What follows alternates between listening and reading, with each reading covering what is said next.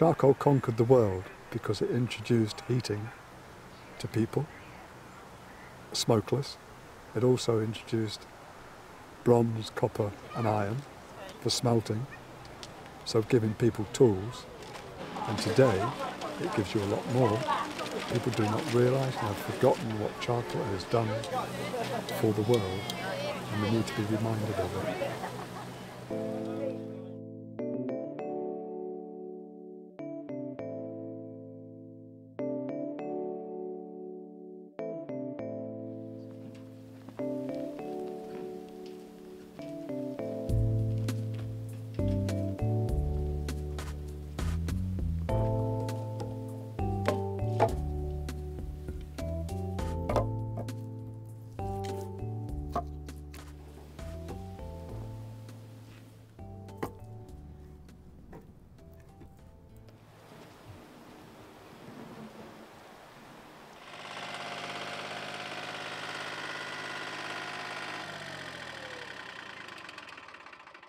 Charcoal burning was a family operation. It happened with, say, 1 or 2 families together, where we were just doing one kiln. The family would run 3 or 4 halves, and then the younger ones would probably look after it at night time. We know that we can get done in 3 days. We have done one where we did the double tier, 15 tonnes, 2 tonne of charcoal, and it took 2 of us as burners to do it, but it was fantastic.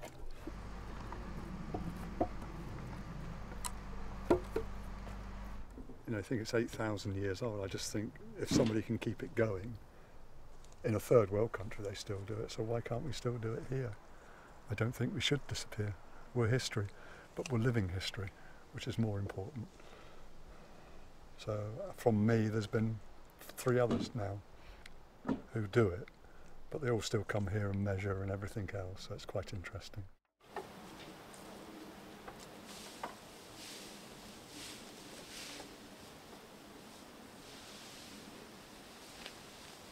We know that the metal kilns came in about 1810, 1820, and I think it's to do with the Napoleonic Wars. They wanted more charcoal quicker, so these things were developed.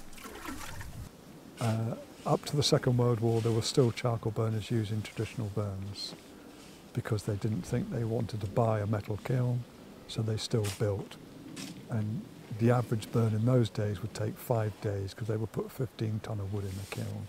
In ours, we put 3 tonnes in, and we know we can be in and out in 3 days. The other ones, you're there 5, 6 days, hoping for good weather as well.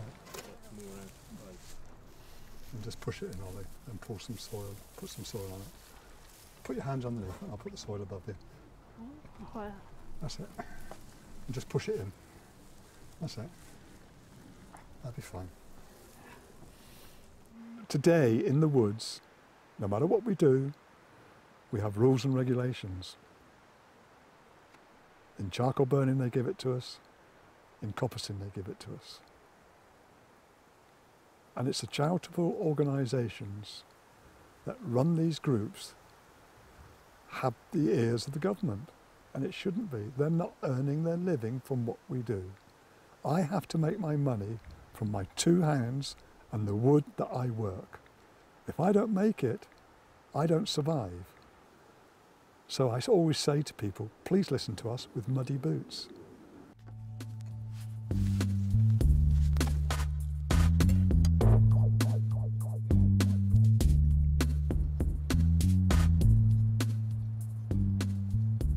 The wind got through and it was a lot stronger than what I thought it was, and it was starting to take the top away from the kiln. So the heat built up and it was this burning top and not going down. So now the screen's all round, you notice that it's hanging around. That means that we've saved that bit. So we've just got to keep an eye on it a bit and tend it back down again quietly.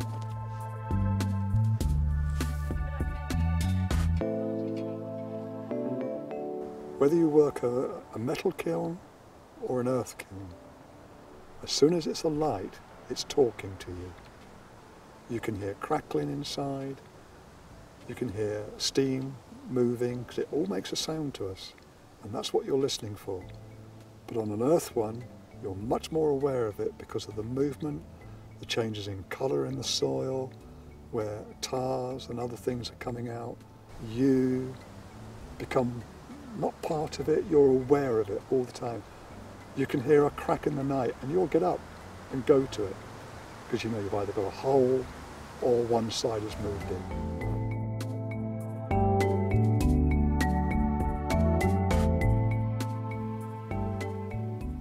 The big question everybody asks us, how do you know when it's ready? How does your mother know when the cake's done?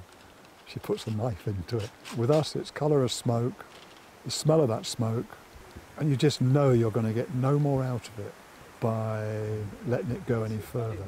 And then it comes with experience. You occasionally make mistakes. If you work with somebody on it and you learn to move with them, then you will learn what you're looking for. I don't know how you really know, but you do know.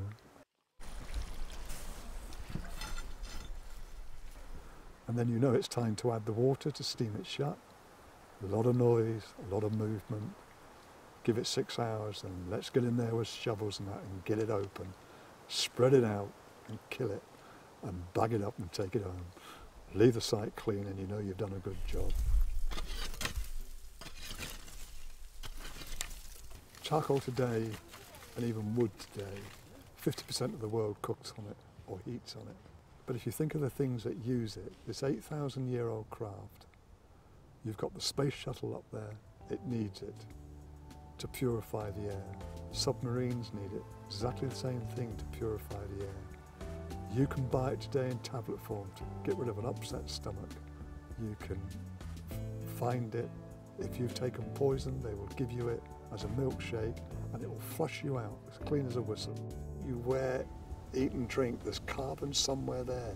Your water filters, your cooker hoods, they've all got charcoal. I'm not saying it's small guys like us, it's big guys that do it.